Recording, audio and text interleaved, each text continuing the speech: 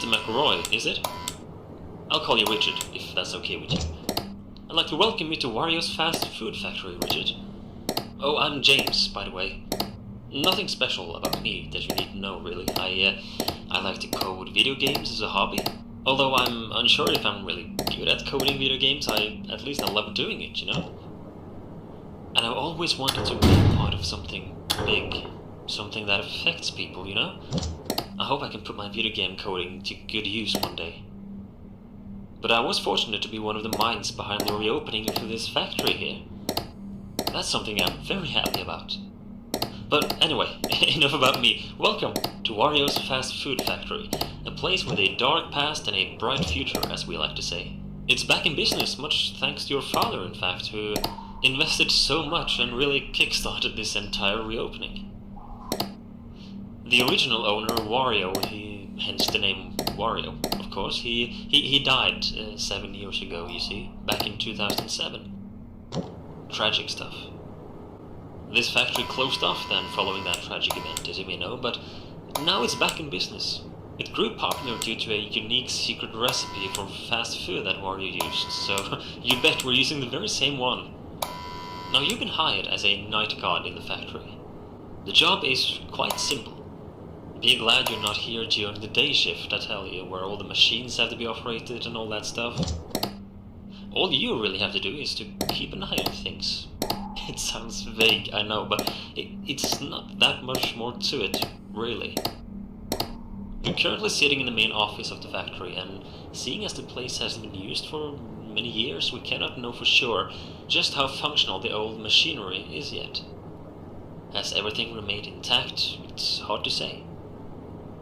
That's why you need to remain in your office and watch over the factory, using some brand new security cameras we've installed. Straight from Secure Incorporated. Just open up the pad you've been given and have a look around. Just make sure everything looks okay, pretty much. You only have so much power at your disposal at night, however. Try not to use all of it. Having that camera pad open drains some of that power, but even worse is the door to your left and the control room window to your right. As you have probably seen, we have installed some buttons you can use for each one of them. The red buttons will bring down strong metallic doors, and the white buttons will trigger lights in the respective doorways. Keeping these doors down drain quite a lot of power, as do having the door lights active. Please only use these when you need to. When would you need to, you might wonder? Well, there have been rumors going around for years that this recipe that Wario was using, that we are using now, was quite interesting to money-hungry thieves back in the day when the factory was up and running. So the doors, the lights, it's just for safety, really. Mandatory precautions, that's all. No worries. Just keep an eye on the camera pad, yeah? Otherwise, you should be good, I think, yeah. We are very excited for this new era of the Wario's brand. So, have a good night, Richard, and I'll give you a call tomorrow.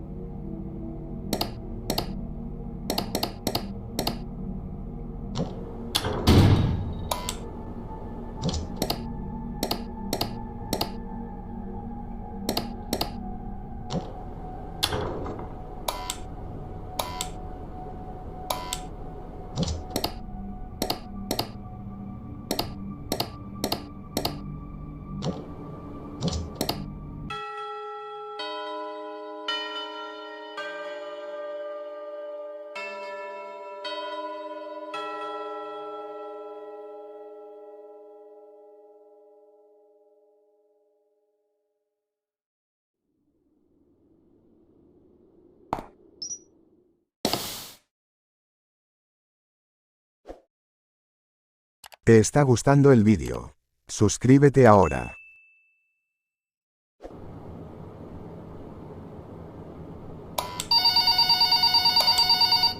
Hi there, James here again.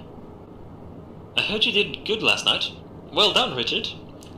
Remember, if you see anyone snooping around at night, you tell us about it, yeah? We don't want another uncomfortable incident, like... Anyway, I heard from a co-worker today that you had questions about this place and its past. Well, the original owner, Wario, you know, businessman, he was kind, yet he wasn't free of greed and stress. But honestly, who are, really? He was clever, and he had that boss-type personality, you know? It was him and his business partner, Waluigi, who started this factory and the Wario's brand as a whole. I don't know much about this Waluigi guy, aside from him being known as the sidekick, kind of, or as the less interesting one. But Waluigi is said to have been good with words. Charming, convincing, clever, but also insecure. Living in his friend's shadow, putting Wario in front of himself. You know, a people pleaser. That's how people described him. But also a people knower, apparently. He knew how to convince people, getting them to agree with him. That's probably why Wario chose him to be his business partner. The two of them made a good team, apparently. They started a cafe. That was the first thing, back in the 80s, you see, the late 80s. Wario's Cafe, it was their first business, and that's also where this secret recipe of his found its footing and grew popular. They closed it off fairly quickly for unknown reasons, actually, and the two men began in the video game industry instead a few years later, in 1990 I think it was. WarioWare Incorporated. You might have heard of it. It was quite a spectacle, and the ideas and products from there were impressive, to say the least. However, people called the place haunted. Rumors has it that even Wario himself claimed the building felt off. And WarioWare actually partly burned down a few years later, unfortunately. It must have been an electrical fire, I guess. But that's when they were able to found their third establishment, which was this very fast food factory. I think it was a lifelong dream of Wario to build this factory, and finally it was up. And things were going well until, you know, I told you the owner died. But that's not quite the entire story. He, Waluigi, along with 3 of their co-workers, completely disappeared one day. Gone. Nobody found them, heard from them, nothing. People had claimed to get strange vibes from the factory since day one, and the disappearance of these 5 didn't exactly lighten those rumors up. Some have even used the word cursed when describing this place.